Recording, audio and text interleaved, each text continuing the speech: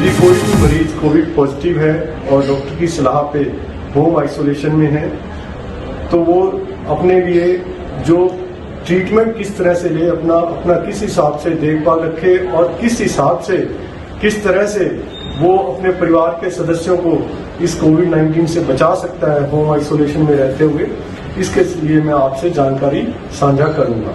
तो सबसे पहले मैं किस तरह से अपना इलाज, वो जो डॉक्टर बता रहे हैं उसको इलाज वो तो उन्होंने लेना ही है। जैसे कि इलाज जो डॉक्टर्स के द्वारा बताया जाता है आमतौर पे होम आइसोलेशन में जो मरीज होते हैं उनको माइल्ड सिम्टम्स होते हैं। माइल्ड से मेरा मतलब है कि उनको हल्का खांसी, बुखार, इस तरह के लक्षण होते हैं तो उनको होम आइसोलेशन एडवाइस की जाती है। मैं आपको बताना चाहूंगा कि हमारे हरियाणा में आज के दिन 50,000 से ज्यादा मरीज जो है होम आइसोलेशन में है और अधिकतर मरीज होम आइसोलेशन में 85% से लेके 90% तक मरीज जो है होम आइसोलेशन में रहते हुए बिल्कुल जो है ठीक हो जाते हैं। जो डॉक्टर्स उनको दवाइयां दे रहे हैं आमतौर पर जैसे कि vitamin C, zinc, B complex, ये वो उसी तरह से लेते रहें नियमित तौर पे जैसे डॉक्टर्स के द्वारा सलाह दी जाती है। इसके अलावा डॉक्टर्स के द्वारा खांसी के लिए एंटी एलर्जिक टेबलेट या सिरप बताए जाते हैं, टेबलेट सेट्रिजिन या लिवोसेट्रिजिन या कोई कफ सिरप, वो आप डॉक्टर की सलाह के अनुसार लेते रहें।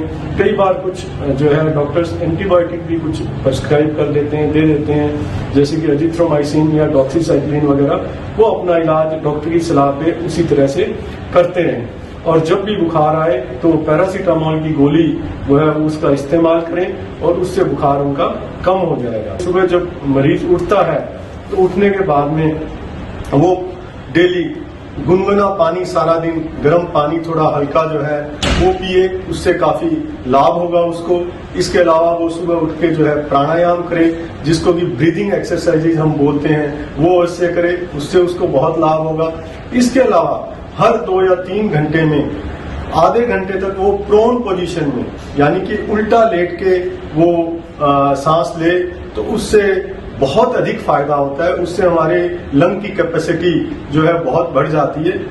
इसके बाद में घर पे रह के उसने अपना ऑक्सीजन लेवल जो है मरीज ने लगातार चेक करते रहना है। हर 3-4 घंटे बाद अपनी मिडिल फिंगर जो होती है उसकी पेशेंट की, इसमें पल्स ऑक्सीमीटर लगाकर आराम से 1 मिनट तक वो देखे, पल्स ऑक्सीमीटर को वॉच करे, फिर उसके बाद में उसकी रीडिंग देखे। यदि ऑक्सीजन लेवल उसका 95% से ऊपर है, अप टू 98, 99, 100 तक नॉर्मल होता है, तो कोई चिंता का विषय नहीं है, वो इसको देखते रहें। इसके अलावा हम 6 मिनट तक उसको कहते हैं कि कमरे के अंदर ही पल्स ऑक्सीमीटर लगाकर मिडिल फिंगर में और कमरे के अंदर जो है हल्का वो अपनी वॉक करे 6 मिनट तक। उसके बाद में देखे कि ऑक्सीजन लेवल